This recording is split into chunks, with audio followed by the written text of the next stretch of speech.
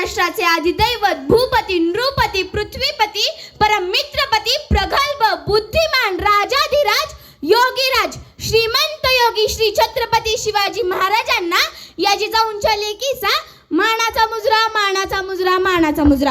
छत्रपती शिवाजी महाराज की हे शब्द कानावर पडताच ज्यांच्या मुखातून आपोआप जय बाहेर पडतो, रक्त सळसळते, छाती अभिमानाने फुगते, अंगावर सरकिरणी काटा येतो, अशा माझ्या समस्त मराठमोळ्या बंधू आणि भगिनींनो, मी सर्वप्रथम तुम्हा सर्वांना नमस्कार करते आणि माझे नाव सय्या मोल भोसले. मी इयत्ता 8वी आपणासमोर विषय मांडते, स्वराज्य ते सुराज्य शिवरायांचे धोरण.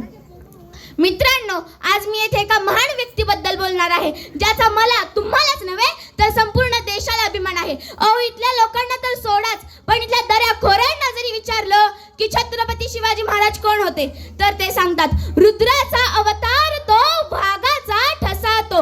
रुद्राचा अवतार तो, वाघाचा ठसा तो. विचारा त्या सह्याद्रीला आणि विचारा त्या सागरी लहरींना, विचारा त्या सह्याद्रीला आणि विचारा त्या सागरी लहरींना, माझा शिवबा कसा होता, माझा शिवबा कसा होता.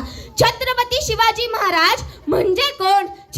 छत्तीस हत्तींचे बळ असणारे, त्रस्त मोगलांना करणारे, तिन्ही जगात जाणणारे, शिस्तप्रिय, वाणिज्य तेज, जिजाऊंचे पुत्र, महाराष्ट्राची शान, हार न मानणारे, राज्याचे हितचिंतक, जनतेचा राजा म्हणजे छत्रपती शिवाजी महाराज. अशा या रयतेच्या राजास माझा मानाचा मुजरा मानाचा मुजरा मानाचा मुजरा. स्वराज्य हा शब्द उच्चारला की छाती आपोआप ताठ होते. हा शब्द म्हणजे स्वाभिमानाची ज्वाला, हा शब्द म्हणजे अन्यायाविरुद्धचा रणशिंग. पण मित्रांनो, स्वराज्य मिळवणे मोठे की ते टिकवणे, या प्रश्नाचे उत्तर कृतीतून देणारे युगपुरुष म्हणजे श्रीमंत श्री छत्रपती शिवाजी महाराज. 17व्या शतकात परकीय सत्तेच्या सावटाखाली जनता होरपळून गेली, जनतेचा आवाज दाबला गेला. धर्म, संस्कृती, सन्मान हे सर्व धोक्यात होते आणि त्यावेळी आणि त्या अंधारात एक ज्वालामुखी पेटला, हिंदवी स्वराज्य.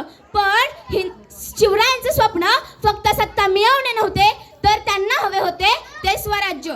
स्वराज्य म्हणजे स्वतःचे राज्य आणि सुराज्य म्हणजे न्याय, सुरक्षित आणि लोककल्याणकारी राज्य. शिवरायांनी अष्टप्रधान मंडळ स्थापन केले, प्रत्येक मंत्र्याला जबाबदारी दिली, प्रशासनात शिस्त आणि पारदर्शकता आणली. शेतकऱ्यांवर अन्याय होऊ नये म्हणून पिकांच्या स्थितीनुसार कर ठरवला. जनतेचा छळ करणाऱ्या अधिकाऱ्यांना कठोरात कठोर शिक्षा दिली. मित्रांनो, छत्रपती शिवाजी महाराज म्हणतात तलवारीने राज्य जिंकता येते. छत्रपती शिवाजी महाराज म्हणतात तलवारीने राज्य जिंकता येते, पण न्याय, प्रामाणिकपणा आणि कर्तव्यनिष्ठेने ते टिकवता येते. 1674 साली रायगडावर झालेला राज्याभिषेक हा केवळ एका राजाचा सोहळा नव्हता, तर तो स्वाभिमानाचा विजय होता. तो अन्यायावर मात करण्याचा क्षण होता. मित्रांनो, स्वतःच्या मनगटावर विश्वास असणाऱ्याला दुसऱ्याच्या सामर्थ्याची भीती कधीच वाटत नाही आणि अशा या सामर्थ्याला हरवण्याचा धाडस नियती सुद्धा करत नाही. विजयसारखी तलवार घेऊन निधड्या छातीने हिंदुस्थान हलवून गेला. वाघ नख्याने अफजल खानाचा पोताडा फाडून गेला. मुठभर मावळ्यांना घेऊन हजारो शेतानांना नडून गेला.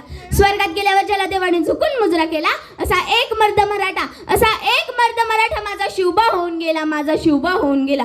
ओम बोलल्याने मनाला शांती भेटते, राम बोलल्याने पाप मुक्ती मिळते आणि जय शिवराय बोलल्याने आम्हाला 100 वाघांची ताकद मिळते. एक होता शिवाजी, भीती नव्हती त्याला जगाची, चिंता नव्हती परिणामांची, कारण साथ होती भवानी मातेची आणि आई जिजाऊंची. त्याची जात मर्द मराठ्याची, देशाला लाट आणली भगव्या झेंड्याची आणि मुहूर्त मेढ लवली स्वराज्याची. म्हणूनच म्हणतात जय जिजाऊ जय शिवराय.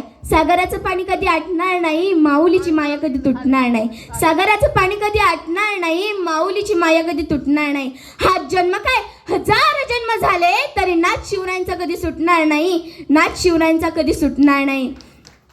मुजरा त्या छत्रपती शिवरायाला, रयतेच्या राजाला, ज्याच्या भक्तीला जोड नाही, शौर्याला तोड नाही. जो थांग आहे सागरा समान, ज्याचा छत्र म्हणजे आबाचा सन्मान. तो त्या मराठी मनाचा धगधगता अभिमान, काळीज आहे सह्याद्री ज्याला शंभूंचा अभिमान. असे ते महाराष्ट्राच्या देवाऱ्यात ज्याचं पहिलं स्थान, असे ते प्रौढ प्रताप